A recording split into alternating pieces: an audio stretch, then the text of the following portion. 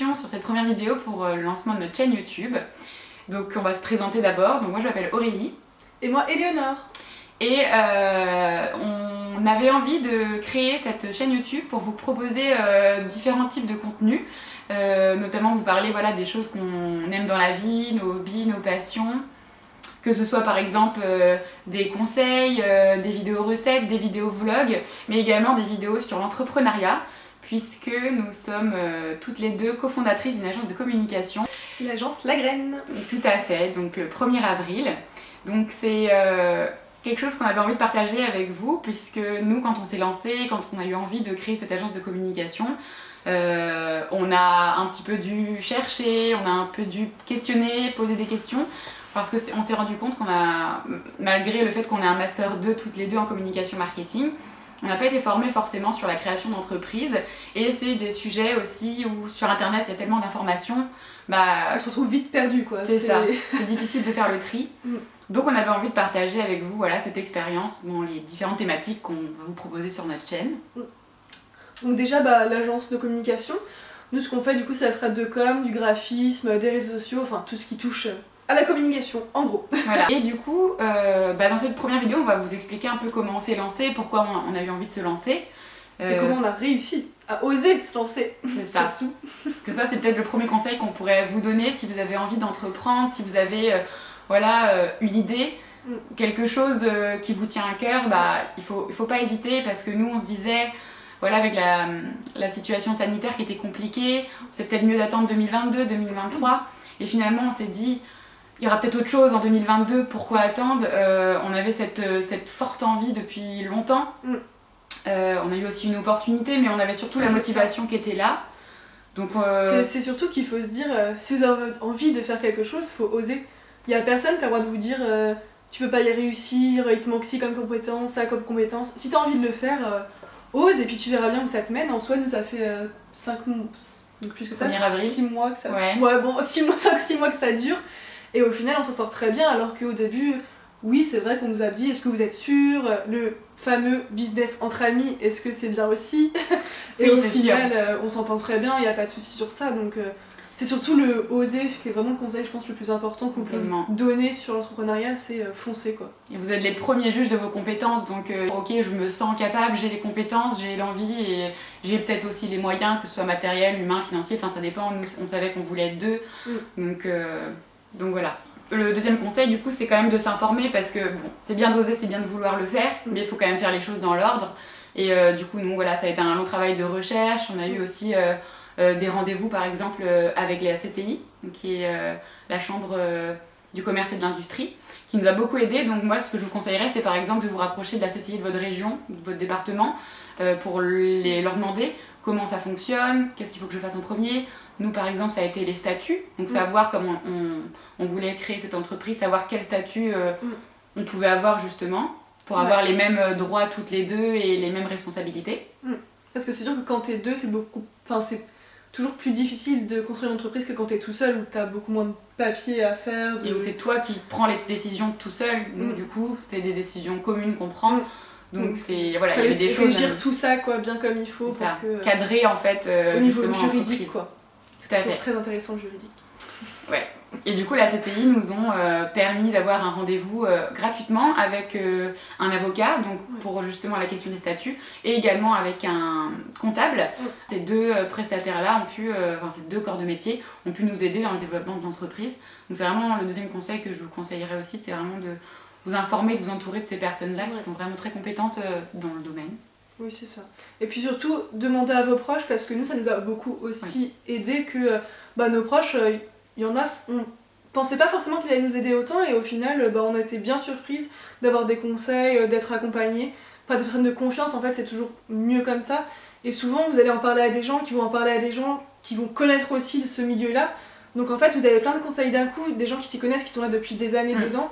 Donc n'hésitez pas aussi à en parler autour de vous, parce que ça peut... Entourez-vous en fait. Ouais, aussi, restez pas tout seul à vous dire je veux faire ça tout seul, je vais foncer tout droit dans le mur, peut-être, si jamais vous n'êtes pas assez entouré et renseigné. Vaut mieux tout savoir que de découvrir ça après. Complètement. Comme ça peut arriver. Tout à fait. Le troisième conseil, je dirais, c'est aussi de prendre le temps de peut-être créer votre identité, créer votre marque, créer vos prestations et pas y aller sans forcément que ce soit un peu bancal et vous dire je verrai ça plus tard. Posez-vous, vous avez le temps. Si vraiment du coup vous créez votre entreprise, vous avez besoin d'un nom, d'une identité visuelle, d'un logo. Voilà, peut-être prenez le temps aussi de créer quelque chose de solide sur lesquels vous allez pouvoir aussi vous appuyer quand vous allez parler de votre entreprise et ce qui va sûrement vous faire gagner en confiance en vous aussi si vous êtes sûr que voilà, vos prestations elles sont calées, vous savez ce que vous allez faire, vous savez parler de votre entreprise, vous avez peut-être une baseline, voilà.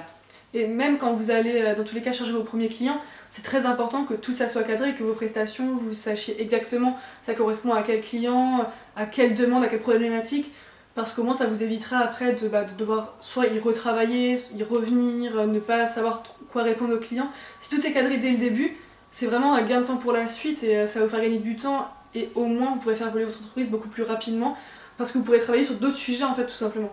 Mais ça, donc une offre bien cadrée en fait, bien faire son étude de marché, savoir à qui on veut s'adresser parce qu'on ne peut pas s'adresser à tout le monde dans son entreprise, il faut vraiment définir une cible qui soit claire. Et surtout savoir à quelle problématique on va répondre, c'est vraiment important. Parce que savoir ce qu'on veut faire c'est bien, mais il faut savoir à qui ça s'adresse. Donc ça c'est sûr que ça a été plus facile pour nous parce que nous c'est ce qu'on propose comme prestation à différentes entreprises. Voilà, savoir identifier ses objectifs, son client idéal, etc. Faire une étude de marché comme disait Éléonore. Mais pareil, n'hésitez pas à vous entourer de quelqu'un qui s'y connaît en communication marketing ou d'une agence ou même peut-être vous-même. Mais que ce soit tout bien cadré avant de vous lancer. Exactement. Et puis du coup, sinon, on voulait aussi vous parler de comment on s'organise. Nous, nos journées, comment ça se passe quand on est deux. Et au final, même si vous êtes tout seul, ces conseils peuvent quand même s'appliquer parce qu'en soi, ça nous arrive aussi des fois de travailler toute seule parce qu'on n'est pas forcément toujours là au même endroit. Enfin, chacune aussi... Donc c'est le 5e conseil, l'organisation. Parce que quand on est du coup entrepreneur ou quand on crée son entreprise, c'est facile de souvent se dire bon allez, je me lève à 9h30, je prends 2 heures de pause. Alors que bon, c'est pas comme ça qu'on va avancer. C'est un peu les mythes. Genre, quand je vais être à mon compte, je vais gagner plein d'argent, je vais travailler 5 heures dans la semaine, mais non. Faut se mettre un cadre, donc des plannings, savoir ce qu'on fait tel jour, et pas se réveiller le matin et se dire tiens aujourd'hui qu'est-ce que je fais ? Non, il y a toujours des trucs à faire dans tous les cas, vous en aurez jamais. Et du coup nous c'est ce qu'on fait, c'est qu'en gros toutes les semaines on a notre planning sur Google la journée. Agenda. Sur Google Agenda, ouais. Et du coup on a toutes nos tâches de toute la journée, donc. Et on a aussi établi un code couleur, c'est-à-dire des missions où c'est Aurélie qui va s'en occuper, des missions où c'est moi, des missions où on a besoin d'être toutes les deux pour en discuter parce que c'est soit des choses qui vont être beaucoup plus importantes, soit ça concerne des clients, soit ça concerne de prestations. On a besoin d'un avis mutuel. Ouais, exactement, où il faut que l'une et l'autre on a envie de s'impliquer dans cette mission. Donc en fait ça c'est de l'organisation, c'est vraiment savoir quelles tâches on va faire, quand, comment, et ça nous permet aussi de pas déjà se marcher dessus au niveau des prestations qu'on fait, parce que chacune a des tâches définies.